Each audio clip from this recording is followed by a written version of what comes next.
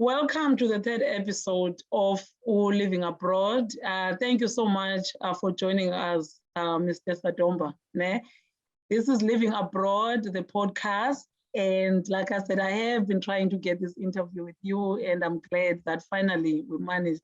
I know you were busy today with your farming. Thank you so much. I was also looking forward to hear what you wanted us to discuss about. And tell me about what you were doing today. I've got a busy life. I wake up early, just around 5:30. I start by going into my small farm at my backyard and do a bit of work. Just around 10 past, I leave to take the kids to school, to drop the kids at school. I had an appointment at 8 o'clock. I am a real estate. I am an estate agent. Wow. So I had an early appointment at 8 o'clock. So yeah, basically the day started at 8 o'clock. And after the appointment, I had to quickly come back home and proceed with my farming. But as the day progresses, actually I juggle between farming and real estate. Now we are busy with green beans. As we speak, I will be sort of fidgeting. I won't be fidgeting. I am actually packing. Tell me about your farming, how it started. Introduce yourself first. My name is Andrew Sadomba. I was born in Zimbabwe long time ago. Just around the 90s, 91, just around there, I moved to South Africa. There wasn't really a sort of a push. Why? Because during the 90s, Zimbabwe economy was still okay. It was just to be inquisitive, to say what's happening next door. Can I make it there? Can I settle there? How are the people? Yes, that is what happened. So I've been here from early 90s in South Africa. And it wasn't easy. As a foreigner, it has never been easy in another person's, in other people's country. So yeah, I stayed basically everywhere, from the squatter camp to just in Yeoville. Yeoville is just across Hillbrook. I stayed there, then I renting a flat, then I moved. With the movements, it was more of job opportunities. They could be wherever, then I will be forced to move closer. And as an illegal immigrant, I've been like a street kid. I've slept under bridges. Lapoe Park Station, if you know Park Station in Johannesburg, we are using it. It was my home. I used to sleep there. Yeah, but it's still more with, as a foreigner, obviously, like what I am saying, whatever you put your mind on, if you want to be successful, yes, you will be successful. So now I am here in Springs. Yeah, now you are a big time farmer. Not a small farmer. I don't want to call myself a farmer. Farming is with us, especially Zimbabweans, those who grew up in rural areas. You can't call yourself a farmer. If you are born, you are just born. You have got to do farming. So it's not that it's something which is very special or whatever. It's actually in us. So as I stayed, I stayed in squatter camps. Yes, obviously I couldn't do my own farming. But the moment I started staying on my own property, the first thing, what I did with my first property, I bought a vacant land in Germiston. Then before I started building, I started by farming. I started by having some vegetables, some tomatoes, some whatever, and whatever on the piece of land. Why? Because I believe with farming, that is the easiest anyone can do, especially for us, the poor. You put seeds on the ground, they grow and you eat. If you don't do that, then you have got to go to Pick and Pay and to Spar with some money. You don't just go there and say hello and they give you. You have got to go with some money. But if you buy a small packet of seeds, obviously it will help you quite a lot. So that is how I started. And since then, I don't think I have gone to a shop. Yes, I have bought some vegetables, but seldomly. But I eat my own veggies. When you say, like, as a Zimbabwean, farming is nothing special, is it something that you guys are taught from school? Is it something that is installed in you by, like, schooling system at that time, or even now, would you say? I would say before you go to school, especially like what I say to say, if you, like me, I sort of spent my, when I was still young, my youth life and below, I grew up in a rural area. So obviously because of that, farming is like there is no family which is out there in the rural area which doesn't farm. All the families, they've got to farm to survive. Obviously with the schooling system, yes, especially during the early years of Mugabe era, yeah, he did quite promote agriculture as a subject. Are you shocked at, like, how farming is not really taken seriously in South Africa? I mean, even in the villages, people don't normally like farm, like small farms to feed themselves. I am not really shocked because I don't know if I think you will be shocked by my answer. When I started farming in Germiston, there's a guy who came to me and he said to me, I've got a lot of interest in farming, but I cannot. A South African guy. And with him, I had planted covo. Covo is anyone from Zimbabwe has eaten covo. Anyone from Zim, whether you are from Borodale or from a township, we all have a small portion behind our yard where that cover is. So I had some at my place, and a guy came. He said, "Look, you have got the interest, but you can't do it. Why can't you just go and buy?" Then I said, "What is the problem?" He says, "No, it's your cabbage." He thought it was cabbage. It's growing and growing tall. It's healthy. It looks nice, but it's not cabbage. It doesn't have a head, the head for the cabbage. So rather go and buy. Don't keep on doing this.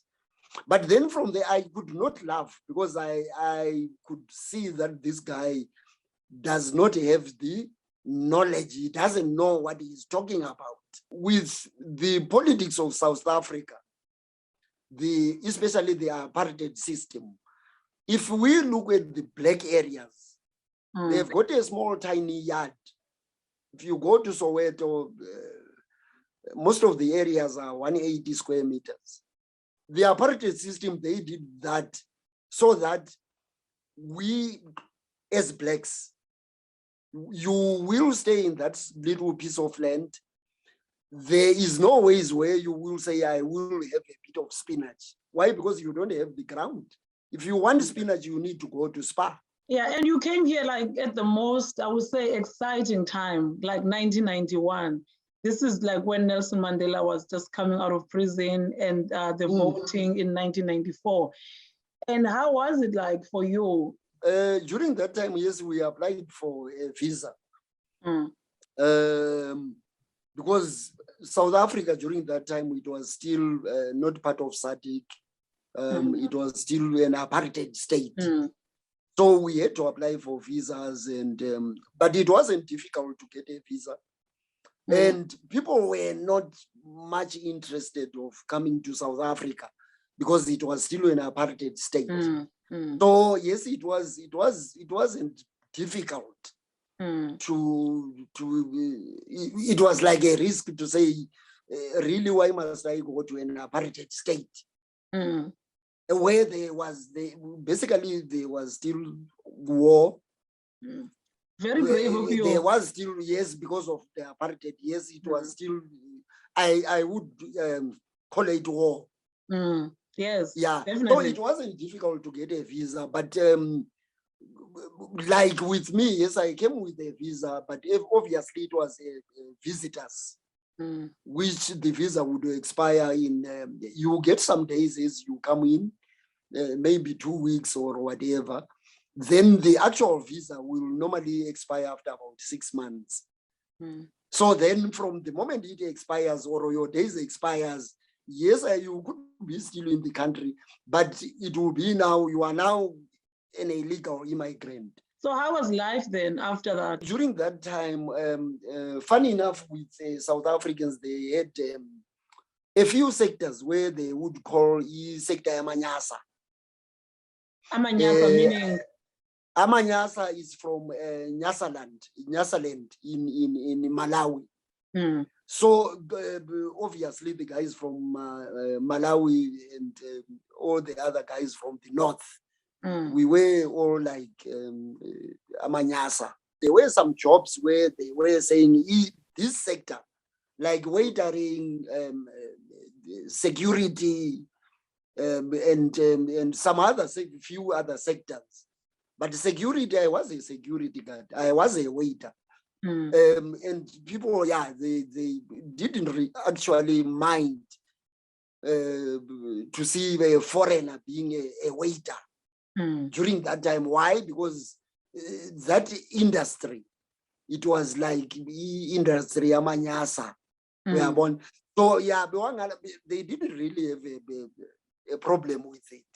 Even security. So South Africans didn't want to do those jobs at that time. No.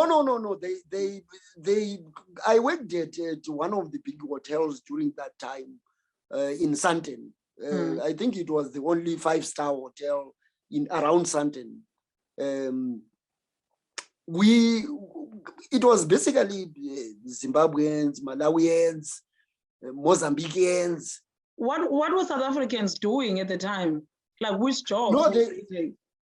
No, obviously, with to be a waiter is not easy. You are on your feet, like not half the night.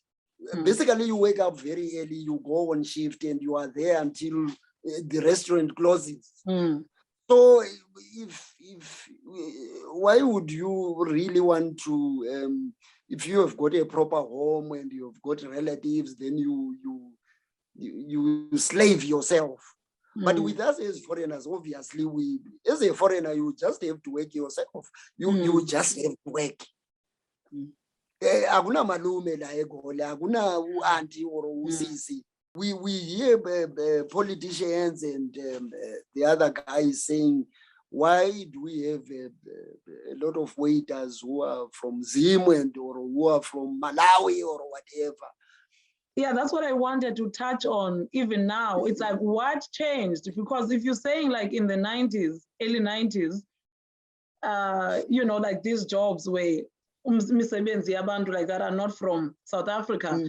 So now, what do you think now? Looking like fast forward, and you see operation like Dudula, like like all these people saying like now put South Africans first. What do you think changed? What has changed is job opportunities for South Africans. Obviously, as a country, things are not going very well economically. And because of that, the big companies are closing down and so forth. And because of that, all the good sectors where the normal South African person would say, right, I want to work for Transnet, I want to work for Eskom. Those sectors, yes, they are still there, but in fact, they are reducing. Because of that, is now like, I just have to be a security guard, which 30 years ago, it was like, I am a South African. But because of the changes, the economical changes, and with it, despite that, with South Africa, yes, we as foreigners, yes, there is now quite a bit of us in South Africa, scrambling for the same job opportunities and so forth. So yes, it will be frustrating to see somebody who is coming from Malawi, then all of a sudden is now a waiter. Apparently you have got your metric. I understand that. I do understand. But that is the real thing which is now causing the sort of fighting with the foreigners. Yes, I mean, there's also like this talks about the small businesses. Is the same? Yes. With the premier today, David Makura, our premier here in Gauteng, he was actually responding to Diepsloot issues. And he says, guys, let's do something. Let's not just sit. Let's do small businesses there, auction. Let's do projects. Let's not just sit. Have a registered company and speak to Gauteng, and they are willing to help you guys to run the township economy. Yes, but what I've heard from the premier, because he was saying like you need to have a South African ID in order for you to register. So what he was saying basically is like they're gonna list the like if you see a piece of land and you've got a business idea, you've got to get in contact with the municipality. Yes. And they will then lease that land to you. You're not gonna buy it, but one of the first things you need to have is a South African ID. So what do you think is gonna happen then to the illegal immigrants? Do you think like the government is responding to the demands of Operation Tudula? With obviously with the government, they wouldn't say whoever come even without an ID, we will help you. Obviously, they can't do that. But on the other side as well, especially with the illegal immigrants, they have got a thick skin. They have got to survive with or without finance. They have got to make end meets. They have got to have food on the table. But with the illegal immigrants, whatever they've been doing, most of them, especially guys from Zim, Mozambique, and wherever, we have got very good bricklayers. They are the ones who are building all those big houses. Why? Because it's not easy. It's not easy to build. It's not easy to be a Dhaka boy. To be a builder, you need to start to being a Dhaka boy. It's not easy at all. So they have got the thick skin. Responding to Tudula, yes, it is good. Yes, any government has got to cater for his people. Yeah. So for now, yes, the Gauteng Premier is catering for his people, which is excellent. I think it's around November or December. And I'm not 100% sure about what's the name of the visa that was issued to Zimbabweans.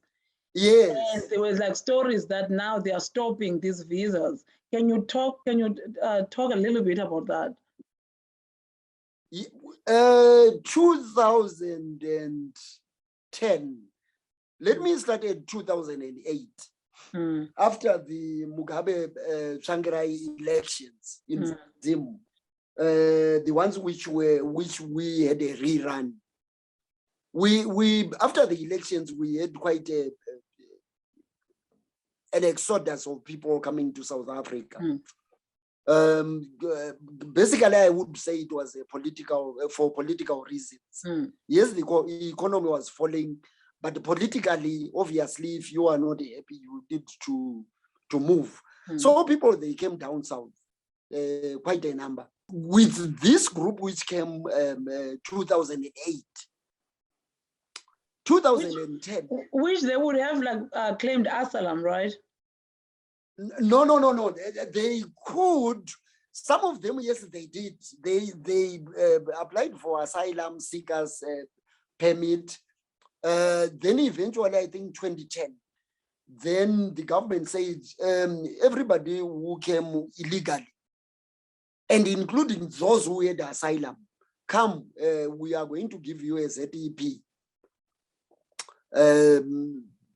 ZEP, ZDP, Zimbabwe Dispensation Permit. It actually changed its name about 2-3 times, of which people they flocked in about 200,000 people. They applied for that permit. Yes, they had said, guys, with this permit, whenever we see it fit to say, no, enough is enough, you need to go, you go. So it was basically a permit for illegal immigrants. Those who jumped the fence, those who came through Limpopo and jumped over, and those who have been here far longer before 2008. Out of the 200,000, quite a big size, they have bought properties, they have bought houses, they have bought cars, and on credit from the banks, they have got loans, they have got mortgage.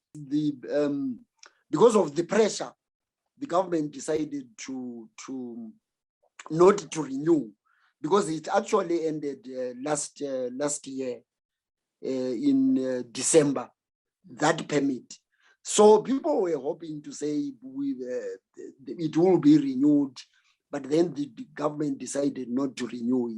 What do you think is the reason they decided not to renew it? When people already settled, when people have mortgages, when people have families. I mean, if you came in 2010, that's like 12 years. Yeah, that is 12 years, yes. And the reason is like what I said, to say, obviously the job market is shrinking in South Africa. So obviously with the pressure from the lobby groups who are not very happy with the foreigners and whatever, I would say the current government, it was put in a corner to say these guys have got to go. Do you think Operation Tutula is being like supported by the government? I don't think so. If it was supported, I don't think the government would have said, let's guys pick up and go. Because apparently, yes, it's not renewed. The permit was not renewed, that permit. But people were given sort of 1 year to sort of wind up, pick up and go back. Which now, I don't think anyone in the government would say, guys, go and harass. And those guys, legally, they are still sort of legally in the country. Although the permit is expired, it expired last year. But then it was not extended, but it was now extended to say, we are going to give you 1 more year to wind up and go. So basically, yes, it's expired, but it's not expired. I don't know if it makes sense. Yeah, but why do you think started like Operation Tutula, like now? What do you think like is the, like the reason for it to start now? I know like there's these problems that have been brewing and brewing for many years. So why do you think Operation Dudula started now when the permits expired? Do you think there's any connection there, or it's just a coincidence? I don't think there is a connection. Why? Because the guys from Dudula, I don't know how well they know the immigration laws. I'm not sure how much they know the laws, and for them, even if they meet me in the street, obviously they will say I am a foreigner. No, I am not a foreigner. I am a citizen. Yes, I was born out there in Zim, yes, but I am a citizen. But as we talk, obviously they will hear my tone, and so I don't think they know most of the immigration laws to say, right, why are you here? And if you say you are a citizen, on what grounds and whatever, even if I had a quota permit, I don't know most of them would know what I am talking about. If I say I've got a critical skills permit, someone who is a Dudula member, a few might know what I am. I don't think most of them would know what I am talking about. So I don't think it's linked to any government departments. I would be very surprised to say it is linked to whoever, even a faction of. I wouldn't believe that. Okay, so but what do you think they are after? What do you think they? Because I mean, really, they are not looking for illegal immigrants because they wouldn't know who's illegal and who's not. And but then, so they just like really don't want anyone who's not born in South Africa. Then it might seem like what I said with in the beginning. The same illegal immigrants, they are there at auction. They stay with us. They stay with Lux. Lux has got a few friends of illegal immigrants. Why? Because they are part of South Africa. So to come back and say we are handing them, whilst you are harboring them as well. Whilst when you need a bricklayer, you look for that same illegal immigrant. It is sort of I don't understand it. I don't understand it. But in short, an illegal immigrant is someone who is just trying to survive. He is not a threat to a South African. Akana ne ID lo muntu. Angawa South Africa, angawa threat kuwe kanjani. Even if he gets a job, what kind of a job will you really fight for to say this guy took my job? Which job is that? Who is not even known? Like if we look at Nyathi, the guy who was killed recently, yes, he was a garden boy, for God's sake. Really, would South Africans be so low to fight to be a garden boy? To kill someone who is a garden boy? It's and with the illegal immigrants, it's people who are like they are surviving on a hand to mouth. It's not that they are making it to say, you know what, I don't even have an ID, but I am a multi-millionaire in South Africa. No. It's tough. It is tough. And basically they are doing the jobs which South Africans would say, I wouldn't want to do that job. Like what I said, I do farming. I worked with one South African. Why? Because they don't want to. They don't want to work. They don't want to. Now, yes, if I get somebody from Zimbabwe, an illegal immigrant who is willing to, now is now a problem again. It becomes a problem again. that you are only employing like why are you on your employing farm? that? Yes. So really, it's probably just like a misdirected anger of the government who has failed South Africans. And I think the easy targets are, unfortunately, the illegal immigrants. How realistic is it for the government to expect these people, if they don't get a grant, they are unable to work? And is crime not the only thing you can do? Because I'll make an example about like in the UK. You come here and then you're claiming asylum, and you obviously maybe you can't work at that time. You're waiting for whatever process, but you are provided with accommodation and a little money, even if it's food vouchers. You know what I mean? So I do. Yeah. So how unrealistic is the government to think that people who come from the DRC, where it's like there's war as we speak, in other countries in Mozambique, and people can't go home, and they came here and they're running away from danger, and you let them in, but you're not providing any sort of support? How realistic is it to think that they're not going to commit crime to survive? I don't know, but with it as well, it's not that. I don't know if there is any country without illegal immigrants. I'm not sure. I am not sure if there is any country where we will say this country has got no illegal immigrants. I don't think there is.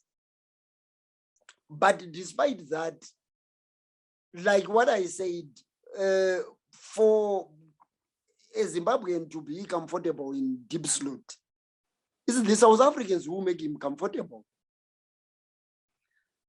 They accept him. If he's a bricklayer, then they will say, come and build for us. You have got a good hand. Then when he makes a bit of money, then it now starts to say, how come? And what happens to, like, if the parents are both from Zimbabwe and the child is born in South Africa, is the child eventually becomes South African automatically? It will depend how the parents are in the country. If you are an illegal immigrant, obviously the child is still Zimbabwean. So the child will not get a South African? No. It's never. Not possible. No, it's not possible. Wow. Even with the guys who had the permits, what I had was, even if you had a child, you will get the papers from the hospital, but you will go and register your child in Zim. Those who had the ZEP permits. Yes. So the children, even if I bring my aunt to come and give birth in South Africa, no, the child is not South African. And they will never be South African?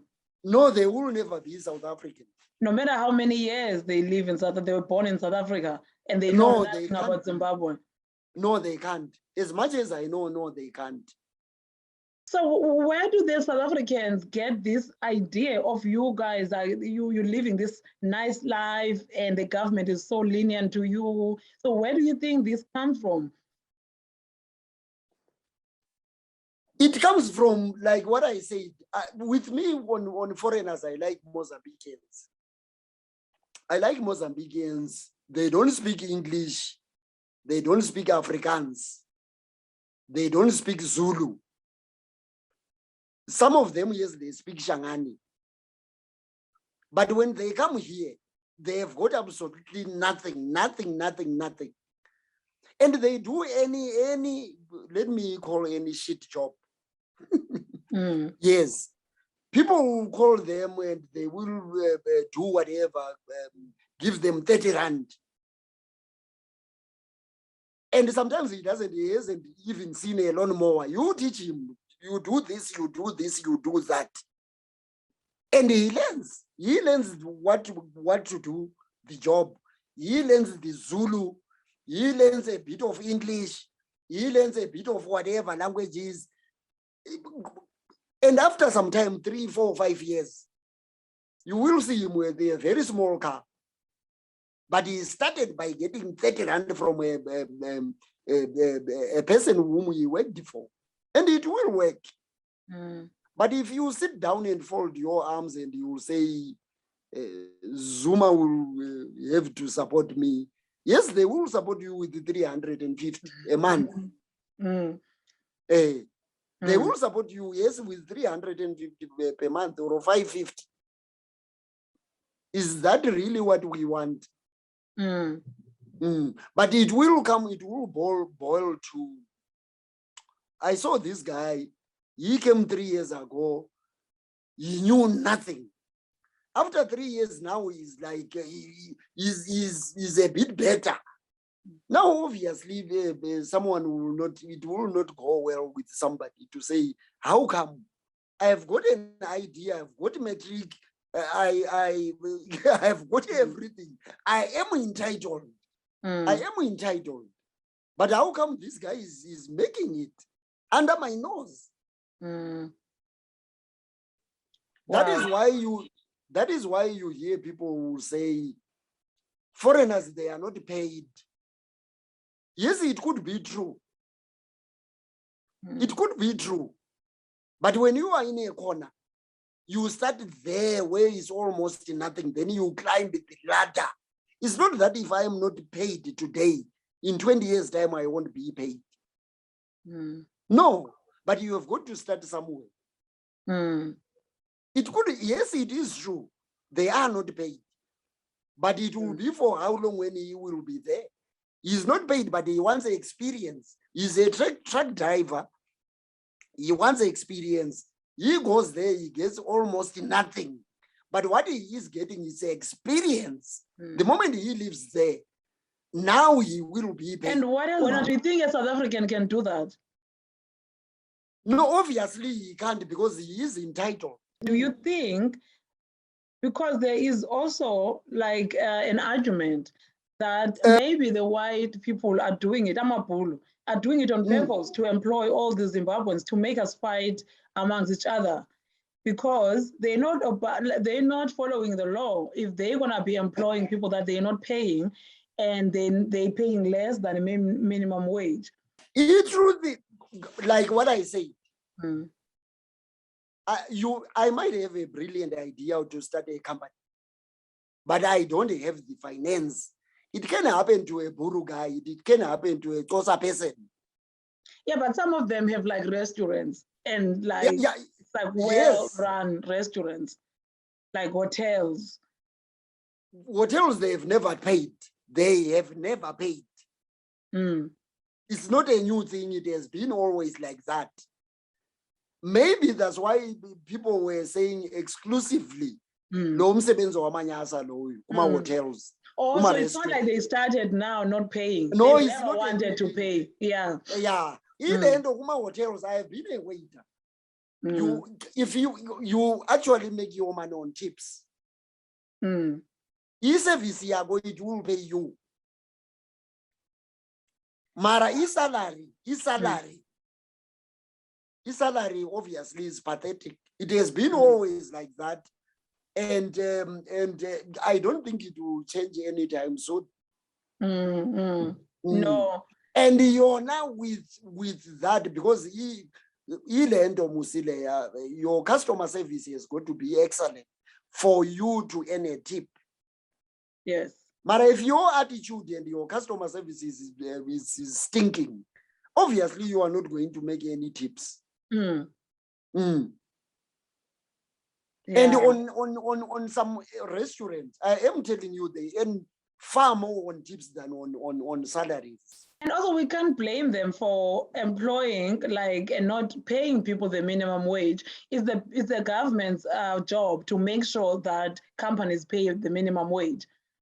It's them to police that sector. It is them, yes, it is them to police. But with what I was saying now. Yeah, because over here, you can never get away with paying someone less than a minimum wage. And people who are not paying tax in your company, it can never happen, you know? So, I mean, we can talk all day, but at the end of the day, it's the government that needs to police that and make sure. It needs to follow up and even if they are illegal immigrants, it's the government which is supposed to say, where is the documentation? We see there is 20 waiters. What's happening? And it's like they are all from Zim. Why are they all from Zim? This is their paperwork.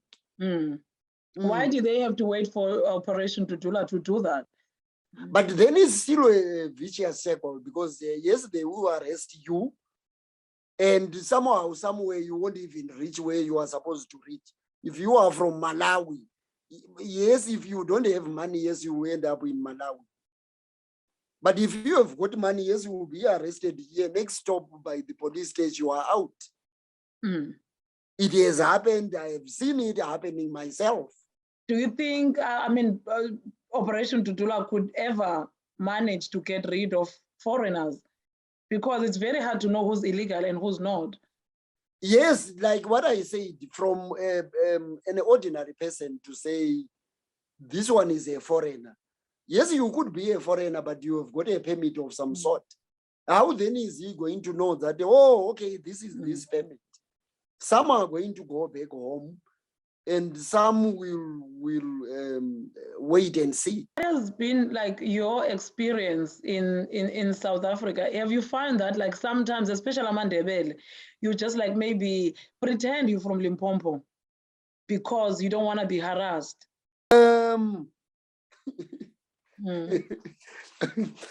Yes, it happens. With me, yes, obviously my papers are okay.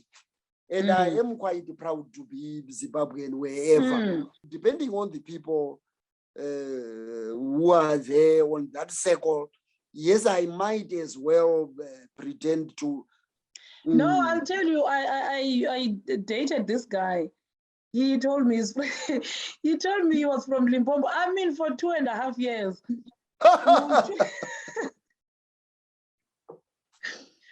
I was naive because this person asked me to apply for a card, a bank card for him. I'm like, all my documents are in Pretoria. I'm like, go to Home Affairs and get another thing. I want to tell you, man, Zimbabwe and diamond. How would they lie? Because I'm from the UK. Surely they know that I'm open. Hey, hey. Yes, later Munda confessor. After 2 years. After 2 years. I'm like, that I was on Bulala Mos.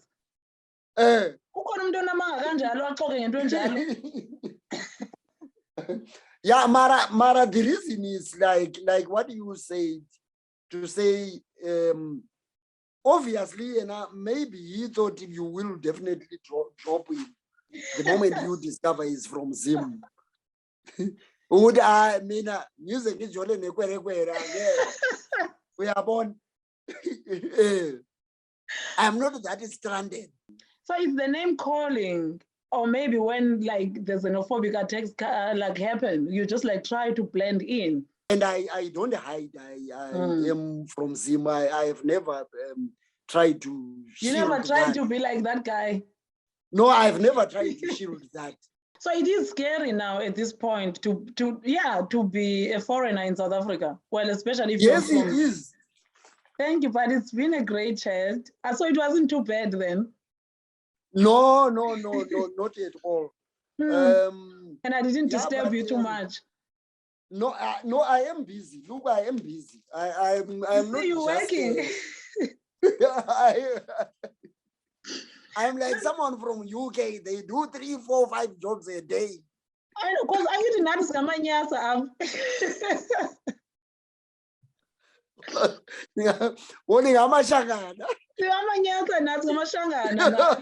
I'm sure there's a name for us somewhere. But here, they try to shield it most, it's not like out there. Yeah, it was about racism, or they try to shut it down quickly. It's here. It's not like Operation Tutula. They put it in the system, like there, like. No, the only difference which is there is e-paperwork. It goes a bit faster. Oh yeah. Even if you go there as an asylum seeker, your papers will sort of you get the response, you move on. If they want to deport you, they will deport you. But then with here, even if you are here on a visa of some sort, you will basically stay on that visa for like forever to go into the next category. I mean, first of all, even with the fence, the electric fence that they put down after Nelson Mandela came into power, you know, and also, like you said, the government is not working for people on the ground. There was like a video of this guy who was trying to renew his driver's license, and it has taken him like more than 2 years to try and renew, a year or something, like to try and renew his driver's license. I just moved homes. What I have to do is to just get a form at the post office and put down the form and then take my my driver's license into the envelope and post it. It won't take even a month. I'll get my new driver's license with my new address. I don't have to stand in the queue somewhere, or so go difficult to make things more difficult. Instead, they should be easy, but the system makes it a bit difficult. The system is making it so difficult. And I think even the Operation Tutul, I agree with with most of the things they stand for. It's just this one thing with the illegal foreigners. And, and how they are, it seems like for someone who's watching from where I am, it seems like they are only targeting black people, especially like Zimbabweans. So, what is the situation is in Zim at the moment? Like in terms of like, can people go and live? It will be exactly the same. You can't go there and say, I really need to get a job. You need to do exactly like what Mr. Magura was saying. If I decide to go back to Zim, I'm not going to look for a job. I've got to do a job of my own choice. So are young people from Zimbabwe going out in the world, study, get experience, are they going back home to help to build the country? What most of the Zimbabweans does is they are out there. Zimbabweans are all over the world. Which I don't know if it's a good thing or a bad thing. Yes, a few, they do come back home. They do go back home. They do. And some, they still invest, they still buy properties whilst they are. But what I hear, most of them are like, with the change of government, there might be an exodus of people going back home. I don't know how far true it will be, but but there are sort of people who will say, if whoever comes into power, I will definitely take my bags and go back home. So who is that? So it's not the current government? Definitely not. No, it's not. Yeah, it's not. Yeah. Is it not frustrating though? Because for me, it's like, why are they not going home and like maybe trying to fight the system? Like Nhlanhla, don't you have like your own Nhlanhla in Zimbabwe? I don't know. With you see, like what I said about 2008, with when we had the Mugabe Shanghai elections, a lot of people, especially the opposition, they had to run for their life out of the country. And because of that, obviously, depending on whatever they did or whatever, it won't be easy to just say I am back. Whilst maybe you are on a wanted list or whatever, politically wanted list. Wow. So if you can just maybe in closing, to sum up your life in South Africa, how has it been like? Give a summary. Yes. Obviously, it has been sweet and sour. Because I have been an illegal immigrant as well. Yes, I managed to have my papers I managed to fix my papers. I have worked, I have done low-paying jobs, just like any other foreigner. I have done low msebenzi wamanyasa. And you work in a hotel and you shook Nelson Mandela's hand. You told me about yes, I did. I did. Which hotel was it? And tell me the story. It was. I worked for Sun and Towers. Saved quite. Even Tata Sisulu, the big guys of the ANC. And during that time, I was still an illegal immigrant. Hey, you brave, You shook Nelson Mandela illegally. With an illegal hand. No, I wasn't illegal. Not that I shook him illegally. You just like crossing your fingers. He doesn't ask you for papers. And then when I happy when.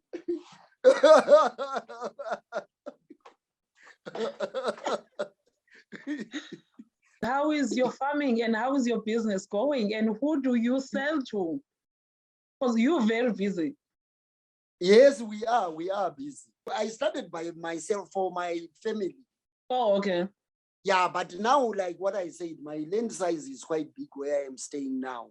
So I've got some greenhouses. I've got the best spinach in town. You need to for yourself? I sell at Pick and Pay. I take to the market as well. Right now, we are going to do about 300 kgs of green beans. So there's people working now at night? We are working. My family, yes, we are. Us blacks, the sort of the poorest of the poor. I really wanted them to come and say, come, how do you do it? Let's do it together, or teach me how to do it. But funny enough, they don't care. All they care is to buy. If I sell to them 10 rand a bundle, they pay. But I wanted to motivate them to say, guys, you can do this at your backyard.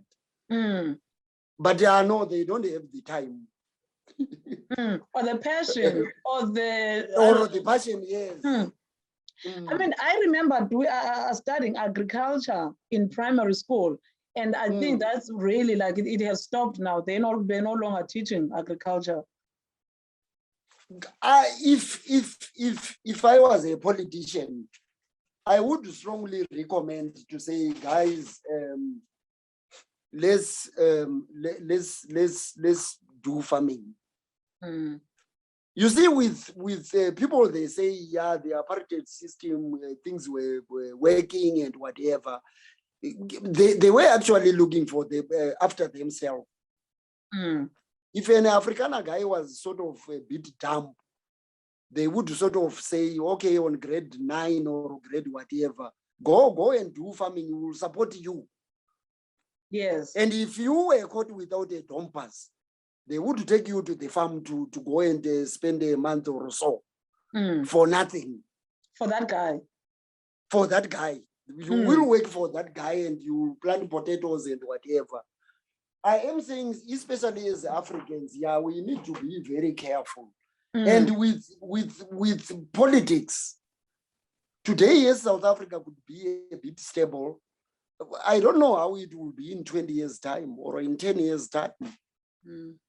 There might be a reason where people have got to flock out to other neighboring countries. Like, I mean, sorry to cut you. Like, I don't think people from Ukraine last year in October, if you ask them where are you going to be next year in April, I don't think they would tell you they're going to be in Poland. Like, no. You know? So with politics, things can change. Politics, we are not politicians, but they control us. So just to say, continue, sorry to cut you off, but I was just like emphasizing what you were saying. So I am saying it will be very unfortunate in the near future, where because of politics or whatever, people have got to flock out and run into Mozambique again, or to Zambia, or to Zim. Again. Whilst today we are throwing stones at them and killing them. It will, I'm just hoping with South African politics, it will be stable. Yes. It will be very stable, where we will say, there is no reason for me to go to Zimbabwe. But if that happens, then it will be very unfortunate. Because South Africans will more likely not to be welcome there. And it will not be nice. The Ndebelés originally they came from Shaka's people. Muzilikas was a group Shaka. So if he comes back today and then you call them a foreigner, it's unfortunate. If I go back a bit, just recently, Chief Albert Lituli, he was born in Zim. Thank you so much for talking to me. Me. Yeah, siyabonga very much. And I will be taking your farming classes. Seriously? Yes, I will. It's unfortunate because you are far. I was going to give you a bunch of spinach. And I love spinach, yes. Now and a pack of green beans. Green beans. Thank you so much, Sibongile. Good night. No, thank you so much, ma'am. Good night. Good night. So, bye. Bye.